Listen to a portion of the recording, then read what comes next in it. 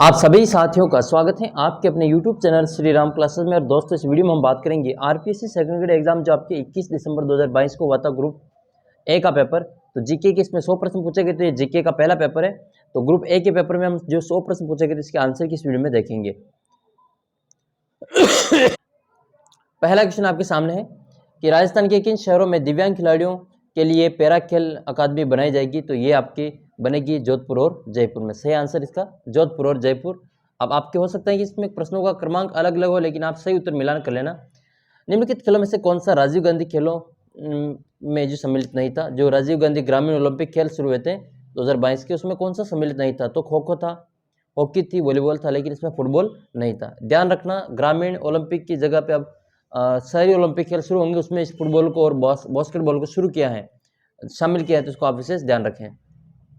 माह अगस्त 2022 में राजस्थान का मुख्य निर्वाचन आयुक्त किसको नियुक्त किया है। तो ये आपके मधुकर गुप्ता को नियुक्त किया है। सही आंसर हो जाएगा आपका मधुकर गुप्ता। चौथा क्वेश्चन आपके सामने कि वर्ष 2022 में राजस्थान के किन शिक्षकों को राष्ट्रीय शिक्षक पुरस्कार प्रदान किया गया था। तो ये किया गया था आपके दुर्गाराम मुवाल और सुनीता गुलाटी को। करेक्ट आंसर इसका सेकंड ऑप्शन बी हो जाएगा, दूसरा ऑप्शन दुर्गाराम मुवाल और सुनीता गुलाटी। पांचवा क्वेश्चन आपके सामने कि 8 सितंबर 2022 को किस देश के प्रधानमंत्री ने राजस्थान के अजमेर दरगाह में स्थित जो जियारत की थी। तो वो थे बांग्लादेश की प्रधानमंत्री शेख हसीना। छठा क्वेश्चन आपके सामने है, राजस्थान में महिला सहकारी संचालित सहकारी बैंक स्थापित करने के लिए राजस्थान ने किस राज्य के साथ में श्री निधि क्रेडिट सहकारी संघ के साथ समझौता ज्ञापन एमओयू पर हस्तांतरित किया है। तो इसका आंसर हो जाएगा आपके तेलंगाना से। Correct answer. और नेक्स्ट क्वेश्चन आपके सातवां है, वर्ष 2022 में राजस्थान के किस जिले में एमएसएमई क्षेत्र में उत्कृष्ट कार्य करने हेतु आकांक्षी जिला संवर्ग में राष्ट्रीय स्तर पर द्वितीय पुरस्कार प्राप्त हुआ। तो ये अपने मिला था करौली जिले को। करेक्ट आंसर हो जाएगा इसका करौली।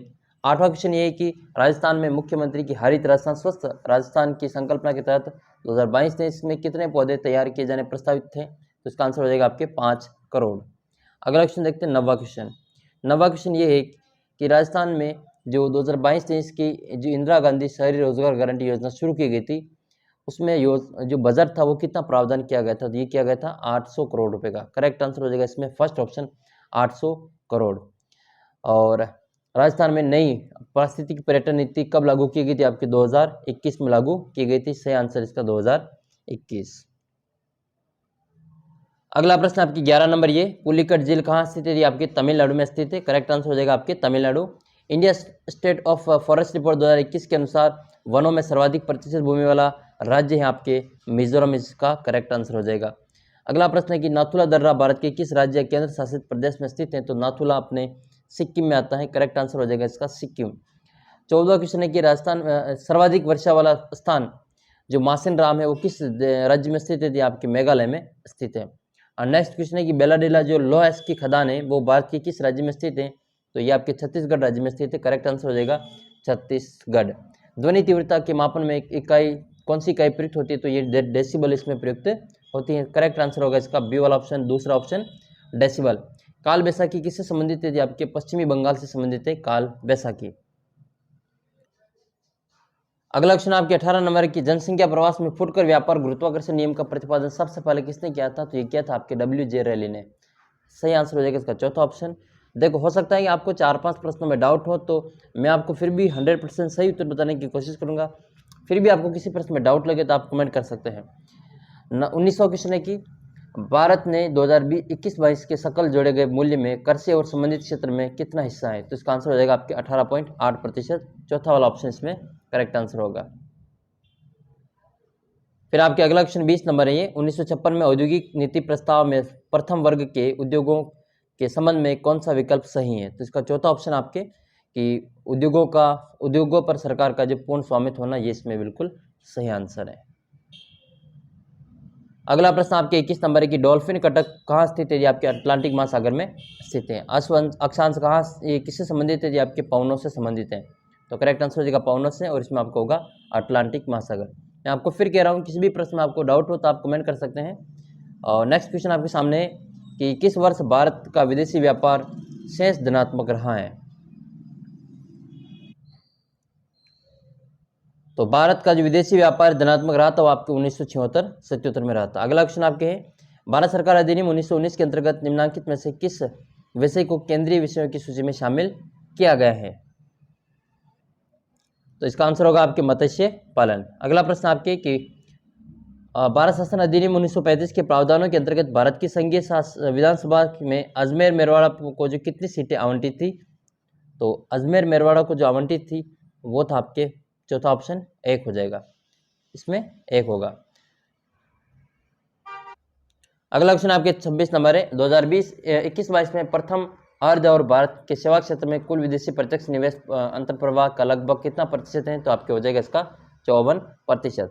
27 नंबर क्वेश्चन है कि भारत में 16 जनवरी 2016 को उद्यमशीलता व नवाचार के लिए एक मजबूत समावेशी पारिस्थितिक तंत्र तैयार करने के लिए भारत को एक रोजगार सर्जक देश रूपांतरित करने के लिए कौन सी योजना शुरू की गई थी? तो यह स्टार्टअप इंडिया। करेक्ट आंसर हो जाएगा इसमें स्टार्टअप इंडिया। प्रश्न संख्या 30 आपके सामने है। यह आपके 28 नंबर क्वेश्चन, भारत के संविधान के अनुच्छेद 17 के अंतर्गत विधि के अनुसार दंडनीय शब्दावली को प्रभावी बनाने के लिए भारत की संसद को विधि बनाने की शक्ति भारत के संविधान के किस अनुच्छेद में दी गई है? तो ये इसका उत्तर हो जाएगा आपके चौथा ऑप्शन 35 का फर्स्ट इसका जो करेक्ट आंसर होगा। अगला क्वेश्चन आपको सूची 1 को सूची 2 से मिलान करनी है। भारत शासन अधिनियम 1935 के अंतर्गत प्रांत का नाम दे रखा है और उसमें राज्य परिषद में आवंटित कुल स्थानों की संख्या दे रखी है इसमें। तो इस प्रश्न में थोड़ा सा कन्फ्यूजन है, इसलिए हम इसको यहाँ पर छोड़ते हैं। अगर आपको इसके बारे में पूरी जानकारी हो तो आप बता सकते हैं कि इसमें कौन सा ऑप्शन इसमें सही होगा। प्रश्न संख्या 30 आपके सामने है। ये क्वेश्चन भी आपको डाउटफुल है, इसमें आपको बोनस मिलने की संभावना है। तो 30वां प्रश्न आपके, इसको भी हम यहाँ पे छोड़ते हैं।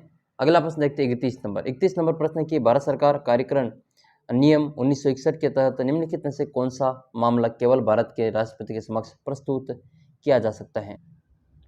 तो इसमें आपके पहला ऑप्शन है कि क्षमा प्रविलंबन का किया जाना अनुच्छेद 72 के तहत है जो इसमें सही है। तो इसका आंसर हो जाएगा आपका फर्स्ट ऑप्शन केवल 1, यानी कि केवल 1 इसमें, चौथा ऑप्शन इसमें सही हो जाएगा, केवल 1 सही है। अगला प्रश्न आपके ये है कि भारत के संविधान के अनुच्छेद 51 क के अंग में जैसा कि समरसता और समान भातृत्व की भावना के निर्माण के मौलिक कर्तव्यों के संदर्भ में उल्लेखित शब्दों का सही क्रम बताना है।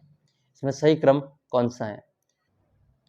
तो इसका सही आंसर हो जाएगा धर्म, भाषा और प्रदेश या वर्ग। करेक्ट आंसर हो जाएगा आपका ऑप्शन नंबर 2, धर्म, भाषा या और प्रदेश या वर्ग। अगला प्रश्न आपके है 33 नंबर, भारत के संविधान के अनुच्छेद 41 में कुछ मामलों में लोक सहायता के संदर्भ में निम्नलिखित में से किस शब्दावली का उल्लेख नहीं किया है? तो इसमें से जो चिकित्सा सहायता है इसका उल्लेख उसमें नहीं मिलता है, बाकी सभी का उल्लेख उसमें मिलता है। 34 नंबर क्वेश्चन है कि कौन सी पुस्तक है जिसके लेखक का नाम बताना है आपको। दी स्वतंत्र पार्टी एंड कंजर्वेटिज्म। इस पुस्तक के जो लेखक है आपके ऑप्शन नंबर बी में है हावर्ड एल अर्डमैन के द्वारा ये पुस्तक लिखित है। करेक्ट आंसर इसका हो जाएगा बी ऑप्शन, दूसरा ऑप्शन। 35 नंबर क्वेश्चन है कि भारत निम्नलिखित में से किस समूह का जो सदस्य नहीं है? तो भारत इनमें से आपके तीसरा ऑप्शन में दे रखा है न्यूक्लियर सप्लायर समूह, इसका आपको नहीं है समूह सदस्य, बाकी सभी का इसमें सदस्य है। अगला प्रश्न है आपके इसमें कि भारत के संविधान के किन अनुच्छेदों में प्रधानमंत्री का उल्लेख किया गया है? तो अनुच्छेद आपके 74, 75 और 78 में इसमें आपके प्रधानमंत्री का उल्लेख किया गया है। अगला प्रश्न आपके कि किस राजनीतिक दल ने जो 17वीं लोकसभा थी इसमें आपको आम निर्वाचन में राष्ट्रीय दल के रूप में भाग नहीं लिया था? तो वो था आपके एसपीएन की समाजवादी पार्टी इसका जो सही आंसर हो जाएगा। 38 नंबर क्वेश्चन देखते हैं कि किसने जो वैश्वीकरण को अमेरिकीकरण को संबंधित किया है, यानी कि वैश्वीकरण को अमेरिकन का जो नाम है वो किसने दिया? तो इसका आपके सही आंसर हो जाएगा जोसेफ स्टिग्लिट्ज। ठीक है, बी इसका जो बिल्कुल करेक्ट आंसर है। अगला क्वेश्चन आपकी शिक्षा मनोविज्ञान जो शाखा है वो किसकी शाखा है? शिक्षा मनोविज्ञान शाखा है। तो शिक्षा मनोविज्ञान विकास ये व्यवहारात्मक मनोविज्ञान की शाखा है। करेक्ट आंसर हो जाएगा इसका ऑप्शन नंबर 2। अगला क्वेश्चन है कि आधिकारिक तौर पर भारत की यात्रा करने वाले पहले अमेरिकी जो राष्ट्रपति थे वो कौन थे?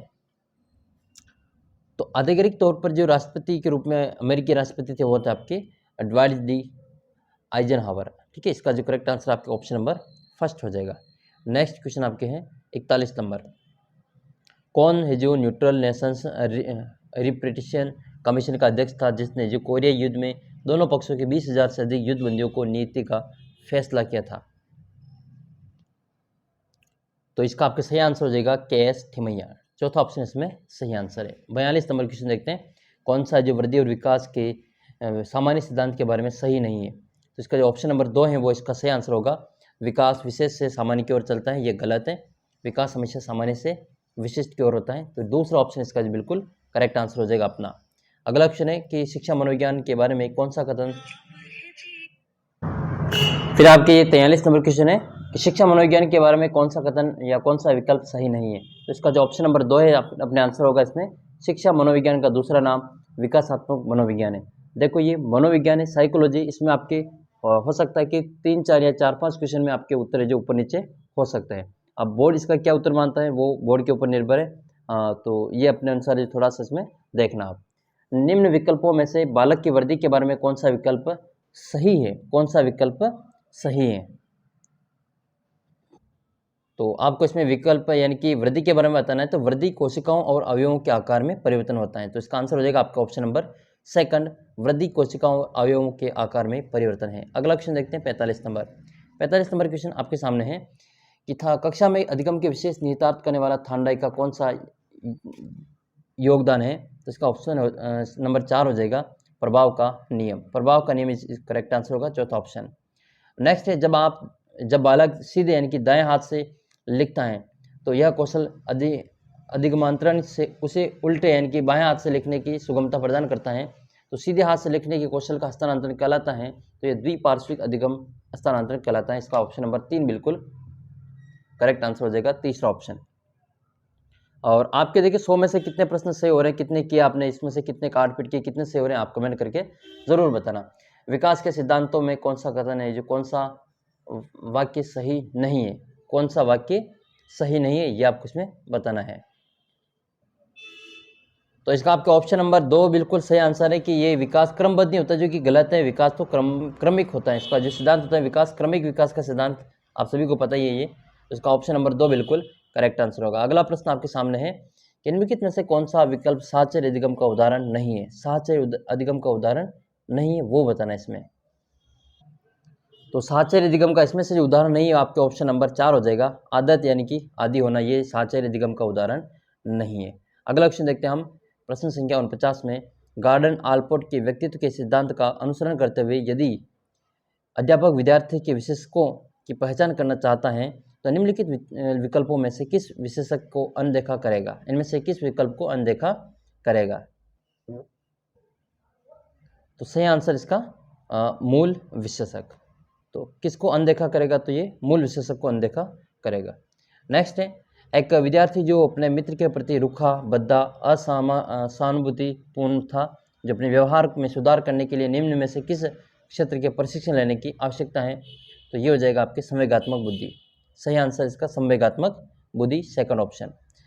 51 नंबर क्वेश्चन है यदि बालक को उसकी अचेतन अभिप्रेरणा और चिंताओं का पता लगाना है तो निम्नलिखित में से किस परीक्षण का चयन गलत होगा। इनमें से किसका चयन है जो गलत होगा वो बताना है। तो इसका करेक्ट आंसर होगा आपके जो 16 PF टेस्ट है, आपके 16 व्यक्तित्व घटक परीक्षण, ये इसका करेक्ट आंसर होगा। अगला क्वेश्चन आपके 52 नंबर, हिपोक्रेट्स के द्वारा किस किए गए वर्गीकरण के अनुसार जो बालक निराशावादी, दुखी और संवेगात्मक रूप से कमजोर होते हैं उन्हें क्या कहते हैं। तो ऐसे जो बालक होते हैं इनको विषादग्रस्त कहते हैं, अंग्रेजी में इनको मेलाइकोलिक कहा जाता है। करेक्ट आंसर हो जाएगा इसका तीसरा वाला ऑप्शन। 53 नंबर क्वेश्चन आपके सामने है। विद्यार्थी के निष्पादन पर सकारात्मक प्रतिक्रिया देकर उसे गर्वित अनुभव कराकर मास्लो के आवश्यकता का जो पदानुक्रम प्रारूप है उसके अनुसार शिक्षक निम्नलिखित में से विद्यार्थी की किस आवश्यकता को संतुष्ट कर रहा है। तो करेक्ट आंसर हो जाएगा इसका चौथा ऑप्शन, आत्मसम्मान की आवश्यकता। तीसरा ऑप्शन इसका करेक्ट आंसर हो जाएगा आत्मसम्मान की आवश्यकता। नेक्स्ट क्वेश्चन है समस्या समाधान में यदि कोई अध्यापक के निर्देशित परिप्रेक्ष्य में हल खोजने की जगह कुछ नया या लीक से हटकर रूढ़िमुक्ति किंतु उपयोगी हल खोजता है तो वह किस प्रकार से होगा। तो इसका करेक्ट आंसर जो होगा आपके इसमें तीसरा ऑप्शन दे रखा है, अपनी अपसारी सोच की क्षमता का प्रयोग कर रहा है, यानी कि वह सृजनात्मकता की ओर बढ़ रहा है। अगला क्वेश्चन आपके 35 नंबर है। निम्नलिखित में से कौन सा तत्व जो थ्रस्टन द्वारा जो प्रतिपादित बुद्धि का समूह तत्व सिद्धांत उसमें सम्मिलित नहीं किया गया है। तो इसका जो आंसर होगा आपके ऑप्शन नंबर 1 है, मूल संबंधी यानी कि स्रोत संबंधी जो तत्व हैं वो इसमें सम्मिलित नहीं किया गया है। अगला क्वेश्चन देखते हैं हम इसमें 56 नंबर। 56 नंबर ये है कि प्रकृति में सभी व्यक्तित्व और व्यवहार संबंधी गुणों को वितरण एक विशेष रूप में संपन्न होता है। इस वितरण को क्या कहते हैं? तो इसको कहते हैं सामान्य संभाव्यता वक्र। क्या कहते हैं इसको? सामान्य संभाव्यता वक्र। सी ऑप्शन इसका करेक्ट आंसर होगा। 57 नंबर क्वेश्चन है कि कौन सा व्यवहार विद्यार्थी की उपलब्धि अभिप्रेरणा को दर्शाता है? तो इसमें से कौन सा व्यवहार ऐसा है जो विद्यार्थी की उपलब्धि अभिप्रेरणा को दर्शाता है? तो इसका जो आंसर है आपके ऑप्शन नंबर 2 में दे रखा है, अपने निष्पादन स्तर में सुधार के लिए कठोर प्रयत्न करना। दूसरा इसका करेक्ट आंसर है। नेक्स्ट क्वेश्चन आपके सामने है कि कौन सा व्यवहार समूह बाल अपराधियों में नहीं देखा जाता है? कौन सा जिस व्यवहार समूह वो बाल अपराधियों में नहीं देखा जाता है? तो इसका फर्स्ट ऑप्शन आपके सामने कि आंतरिक रूप से नियंत्रित नहीं होते बाल अपराधी, ध्यान रखना, ये सामाजिक नियमों का पालन करने वाले नहीं होते। बाकी तीनों ही जो है आपके बाल अपराधियों के व्यवहार के नाम दे रखे हैं। तो इसका ऑप्शन नंबर फर्स्ट हो जाएगा, आंतरिक रूप से नियंत्रित और सामाजिक और नियमों का पालन करने वाले बाल अपराधी नहीं होते हैं। फिर आपके 59 नंबर क्वेश्चन ये है कि निम्न विकल्पों में से अध्यापक को कौन सा तरीका विद्यार्थी की आत्मक्षमता में बोध में बढ़ोतरी नहीं करेगा? आत्मक्षमता के बोध में बढ़ोतरी नहीं करेगा। इसमें से जो अपने ऑप्शन नंबर, एक मिनट को वापस देखते हैं। हाँ, ये रहा क्वेश्चन आपका कि कौन सा तरीका जो विद्यार्थी की आत्मक्षमता बोध में बढ़ोतरी नहीं करेगा? तो इसका ऑप्शन नंबर 4 है कि विद्यार्थी की सफलता का श्रेय उसके भाग्य को या फिर स्कूल को से सहायता देना। इसको देंगे आप तो विद्यार्थी की जो आत्मक्षमता होती है इसमें बोध में बढ़ोतरी नहीं होगी। तो इसका ऑप्शन नंबर 4 बिल्कुल सही आंसर है। एक छात्र बहुत खाली समय में जो चित्रकारी बनाता है और ऐसा करने पर वह खुद को प्रसन्नता अनुभव करता है और अपने व्यस्त समय में भी चित्रकारी के लिए समय निकाल लेता है और उसे ऐसा करने पर थकान भी अनुभव नहीं होती है। तो ऐसे में से आपको सही विकल्प के छांटना है जो उसकी अभिव्यक्ति को दर्शाता है। तो यह जो आपके किससे संबंधित है वो आपको इसमें बताना है। तो आपके इसका जो करेक्ट आंसर इसमें हो जाएगा आपका ऑप्शन नंबर दूसरा ऑप्शन, या उसकी अभिव्यक्ति रुचि की अभिव्यक्ति को दर्शाता है। करेक्ट आंसर इसका उसकी रुचि की अभिव्यक्ति को दर्शाता है। और अब हम देखते हैं राजस्थान जीके के क्वेश्चन। तो 61 नंबर क्वेश्चन है कि चोकला नस्ल है, तो चोकला तो आपके भेड़ की नस्ल है। करेक्ट आंसर इसका भेड़ हो जाएगा। 2011 की जनगणना के अनुसार राजस्थान में न्यूनतम जनसंख्या वाला जिला कौन सा? तो इसका आंसर हो जाएगा आपके जैसलमेर। चौथ माता किस जनजाति की आराध्य देवी है? तो ये आपकी कंजर जनजाति हो जाएगी। दूसरा ऑप्शन कंजर। अगला प्रश्न देखते हैं 64 नंबर। दिलवाड़ा के जो मंदिर है वो कहाँ पे स्थित है? तो ये माउंट आबू में स्थित है। कहाँ पे है? माउंट आबू में। करेक्ट आंसर हो जाएगा इसका माउंट आबू, आबू पर्वत है ना। और 65 नंबर है कि अरावली की जो पर्वत चोटियाँ हैं उनको आरोही क्रम में बताना है, बढ़ते क्रम में, ऊंचाई के बढ़ते क्रम में। देखो इसमें सबसे दूसरे नंबर की तीसरे नंबर की चोटी गुरु से ज़रा और आशा है ना अचलगढ़। तो इसमें अचलगढ़ जो सबसे ऊंची दिख रही है इसमें से, तो वो सबसे लास्ट में आ जाएगी। आपके ऑप्शन नंबर बी में दे रखा है सबसे लास्ट में। इसका आंसर हो जाएगा ACDB। ACDB का मतलब क्या हो गया? सबसे पहले तारागढ़ आएगी, फिर आपकी कमलनाथ, रघुनाथगढ़ और अचलगढ़ आ जाएगी। अगला क्वेश्चन देखते हैं, किस जिले में से कर्क रेखा गुजरती है? तो कर्क रेखा गुजरती है आपके बांसवाड़ा जिले से। मेजा बांध किस नदी पर है? तो ये कोठारी नदी पर भीलवाड़ा जिले में आता है। अगला क्वेश्चन 68 नंबर है, परिवर्ती क्षेत्र जो विकास उपागम है माडा कार्यक्रम, ये कब शुरू किया गया था? तो ये आपके 1978-79 में शुरू किया गया था। सही आंसर हो जाएगा इसका ऑप्शन नंबर 4। 69 नंबर क्वेश्चन है कि प्राक हड़प्पा युगीन सभ्यता संस्कृति, तो इसमें आपके ऑप्शन नंबर बी से ये कालीबंगा। उत्तर गुप्तकालीन संकलिपि लेख कहाँ से मिले? तो आपके ये मिले हैं आपके बेराट से। सही आंसर इसका बेराट। खानवा का ये सांगा और बाबर के मध्य में कौन सा युद्ध हुआ था? तो ये आपकी खानवा का युद्ध हुआ था। अगला क्वेश्चन है कि राष्ट्रीय कृषि विकास योजना RKVY किस वर्ष में प्रारंभ की गई थी? तो ये जो योजना शुरू की गई थी ये आपकी 2007 में शुरू की गई थी। नेक्स्ट क्वेश्चन है 73 नंबर, राजस्थान में कौन से जिलों में उष्णकटिबंधीय पतझड़ी शुष्क पतझड़ी वन पाए जाते हैं? इसका आपके करेक्ट आंसर हो जाएगा उदयपुर, बांसवाड़ा और कोटा। फर्स्ट ऑप्शन इसका बिल्कुल सही आंसर होगा। और 74 नंबर क्वेश्चन है, इसमें आपको मिलान करनी है और ये प्रश्न आपको थोड़ा सा कन्फ्यूजन कर सकता है क्योंकि इस प्रश्न के एक प्रश्न का जो जवाब है इसमें आपके RSSB बोर्ड ने इसका उत्तर अलग माना है और RPSC इसका उत्तर अलग मानती है। आप सभी को इसके बारे में पता होगा। इसमें आपको मिलान करनी है तो राजपूताना मध्य भारत सभा की जो स्थापना हुई थी ये हुई थी आपके 1918 में, और राजस्थान सेवा संघ 1919 का है, मारवाड़ सेवा संघ 20 का है और आचार सुधार सभा 1910 की है। इसका ऑप्शन नंबर ए बिल्कुल करेक्ट आंसर है और यही इसका आंसर होगा। इसमें आपको और कोई कन्फ्यूजन नहीं रखना है, आप आंसर नंबर 1 होगा। अगला क्वेश्चन आपके 75 नंबर है कि मत्स्य संघ में कितनी रियासतें शामिल थी। इसका आंसर हो जाएगा आपके 4 रियासतें इसमें शामिल थी। और मत्स्य संघ का विलय राजस्थान में कौन से चरण में हुआ था, ये आप कमेंट करके बताना। और एक प्रश्न ये 76 नंबर, आबू में जो विमल वसई मंदिर है इसका निर्माणकर्ता कौन था, तो इसका निर्माणकर्ता था आपके विमल शाह। करेक्ट आंसर इसमें विमल शाह। नेक्स्ट आपकी 1857 की क्रांति के जो दौरान जो युद्ध हुआ था, कौन से युद्ध में जोधपुर का जो पॉलिटिकल एजेंट था मैक मसरूफ मारा गया था, तो ये चेलाबास के युद्ध में मारा गया था। अगला क्वेश्चन आपके अजमेर नगर किसने स्थापित करवाया या किसने बसाया, तो ये अजय राज ने करवाया था। इसका करेक्ट आंसर होगा तीसरा ऑप्शन अजय राज। और 79 नंबर क्वेश्चन है जयपुर के कौन से शासक स्वयं संगीताचार्य थे, तो संगीताचार्य जो खुद है जो म्यूजिशियन थे वो आपके सवाई प्रताप सिंह थे, जिन्होंने हवा महल का निर्माण करवाया था। गंधर्व बाईसी इनके दरबार में थी और ये प्रताप वही प्रताप है जिन्होंने हवा महल का निर्माण करवाया था। और 80 नंबर क्वेश्चन है कि गिंदर नृत्य ये किस क्षेत्र में किया जाता है, ये आपके शेखावटी क्षेत्र में किया जाता है। आप कमेंट करके बताना कि गिंदर जो नृत्य आपके किस त्यौहार के दिन किया जाता है, किस त्यौहार के आसपास में किया जाता है। नेक्स्ट आपके कानड़ प्रबंध के रचयिता ये पद्मनाभ है, कानड़ प्रबंध के पद्मनाभ है। और ये चंद्र प्रदेश सभी जानते हैं, पृथ्वीराज रासो के रचयिता हैं। सिंहतल शाखा के आपके प्रवर्तक पूछे गए, तो सिंहतल शाखा के प्रवर्तक थे आपके संत हरिराम दास जी। करेक्ट आंसर है संत हरिराम दास जी। और 83 नंबर क्वेश्चन है कौन सी विकल्प विवाह की रस्मों से संबंधित नहीं है, तो कर्ण वेद आपके ये जन्म से संबंधित है, यानी कि ये विवाह से संबंधित नहीं है। अगला प्रश्न आपके संकट काल में मेवाड़ के राज परिवार का जो आश्रय स्थल रहा था, तो आपके कुंभलगढ़ दुर्ग रहा था। करेक्ट आंसर हो जाएगा इसका कुंभलगढ़ दुर्ग। राजस्थान की किस चित्रकला शैली पर सर्वाधिक मुगल प्रभाव दृष्टिगोचर होता है, तो इसका करेक्ट आंसर होगा आपकी सॉरी मेवाड़ नहीं जयपुर। करेक्ट आंसर इसका जयपुर हो जाएगा। और 86 नंबर क्वेश्चन है कि मुंशी त्रिलोक चंद्र माथुर निम्नलिखित में से किस प्रजामंडल आंदोलन से संबंधित रहे, तो ये आपके करौली प्रजामंडल से संबंधित थे मुंशी त्रिलोक चंद्र माथुर। निम्नलिखित में से कौन सा जो वस्त्र ये पोमचा का संबंध किस विकल्प से है, तो आपके वस्त्र से संबंधित है ये पोमचा। अगला प्रश्न आपके ये है कि मुगल शासक अकबर के समय बीकानेर के शासक राय सिंह निम्नलिखित में से किस अभियान में शामिल नहीं था। ये अकबर के समय की बात हो रही है, तो इसका जो करेक्ट आंसर आपके होगा इसमें बंगाल इसका सही आंसर हो जाएगा, तीसरा ऑप्शन।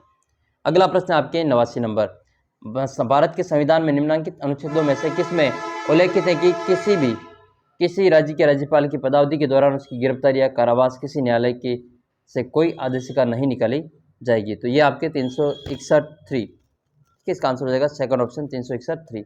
थार महोत्सव कहाँ मनाया जाता है, तो आपके बाड़मेर में आयोजित होता है थार महोत्सव। अगला क्वेश्चन आपके 91 नंबर है, करवा चौथ कब मनाई जाती है, तो करवा चौथ के फॉर में कार्तिक कृष्ण चतुर्थी को मनाई जाती है। इसका सेकंड ऑप्शन बिल्कुल सही आंसर होगा। 92 नंबर क्वेश्चन है 92 नंबर, राजस्थान में मुख्यमंत्रियों में निम्नलिखित में से कौन सा सदस्य रहा था भ्रष्टाचार उन्मूलन समिति का जो 1962 में बनी थी, तो टीकाराम पालीवाल हैं वो आपके इस भ्रष्टाचार उन्मूलन समिति 1962 के सदस्य रहे थे। अगला प्रश्न आपके राजस्थान के मुख्य सचिवों में से किसने अपने कार्यकाल के दौरान अधिकतम संख्या में मुख्यमंत्रियों के साथ कार्य किया था, तो वह विपिन बिहारी लाल माथुर। इसका करेक्ट आंसर हो जाएगा चौथा ऑप्शन। मैं आपको सभी पेपर के आंसर यहाँ पे उपलब्ध करवाऊंगा, आप चैनल को सब्सक्राइब कर सकते हैं। नेक्स्ट क्वेश्चन है कि राजभवन राजस्थान में इन्फॉर्मास जो पोर्टल है वो किस राज्यपाल के कार्यकाल के दौरान प्रारंभ किया गया था, तो ये कलराज मिश्र के समय में शुरू किया गया था। 95 नंबर क्वेश्चन आपके सामने है कि राज्यपाल का नाम और मुख्यमंत्री का नाम दे रखा है, कौन सा सही सुमेलित नहीं है। इनमें से जो अंशुमान सिंह या वसुंधरा राजे के समय में नहीं थे, इसका ऑप्शन नंबर 3 हो जाएगा, बाकी तीनों इसमें सही सुमेलित हैं। नेक्स्ट क्वेश्चन आपकी 96 नंबर 1994 का जो पंचायती राज अधिनियम है, इसकी किस धारा के तहत सरकार की किसी पंचायती राज संस्था को विकसित करने की शक्ति प्राप्त है, तो इसका ऑप्शन नंबर सेकंड सही है 94। नेक्स्ट क्वेश्चन आपके है कि भारत के संविधान में निम्नलिखित में से कौन से अनुच्छेद के तहत भारत का जो राजस्थान का जो महाधिवक्ता राजस्थान विधानसभा की कार्यवाही में भाग ले सकता है, तो इसका सही आंसर हो जाएगा आपके second option 177। Next 98 number question है कि कौन सा है जो राजस्थान विधानसभा में कटौती प्रस्तावों पर ग्राह्यता की शर्त नहीं है, ग्राह्यता की शर्त नहीं है, तो इसमें ऑप्शन नंबर फर्स्ट है कि विशेषाधिकार का प्रश्न उठाया जाएगा, ये इसमें सम्मिलित नहीं है। आपके अगला क्वेश्चन है कि कौन सा है जो राजस्थान लोक सेवा आयोग के कार्यवाहक अध्यक्ष के पद पर नहीं था। तो टोंक ये टाँक थे, मीणा थे, जोशी थे, ये पिलानिया नहीं थे। अंतिम क्वेश्चन, और इससे पहले आप चैनल को सब्सक्राइब कर लेना। मैं जो ग्रुप बी का पेपर वो सबसे पहले सोल्व करवा दूंगा आपके, और ग्रुप सी के सभी पेपर आपको यहाँ पे मिल जाएंगे, सभी विषय के आपके आंसर की आपको यहाँ पे मिलने वाली है। आप चैनल को सब्सक्राइब कर लेना। राजस्थान राज्य मानवाधिकार आयोग के सबसे कम कार्यकाल वाला अवधि में कौन सा सदस्य रहा था? तो नमो नारायण मीणा ये सबसे कम जो कार्यकाल के रूप में सदस्य के रूप में रहे थे। तो ये था आपके 100 अति महत्वपूर्ण प्रश्न जो राजस्थान जीके का पेपर हुआ था, अपने first paper RPSC second grade का। तो ये हमने 100 प्रश्नों के आंसर आपको बता दिए। हो सकता है कि आपको 4-5 प्रश्नों में डाउट हो, तो आप कमेंट कर सकते हैं, बता सकते हैं कि कौन से प्रश्न में उत्तर आपको जो अलग लग रहे हैं, और आपने कितने प्रश्न सही किए, आपके कितने सही हो रहे हैं, आप कमेंट करके बताना। और आपका सब्जेक्ट क्या है ये भी आप बता सकते हैं। मिलते हैं दोस्तों अगले वीडियो में। आप टेलीग्राम ग्रुप को ज्वाइन कर लेना, इस चैनल को सब्सक्राइब कर लेना।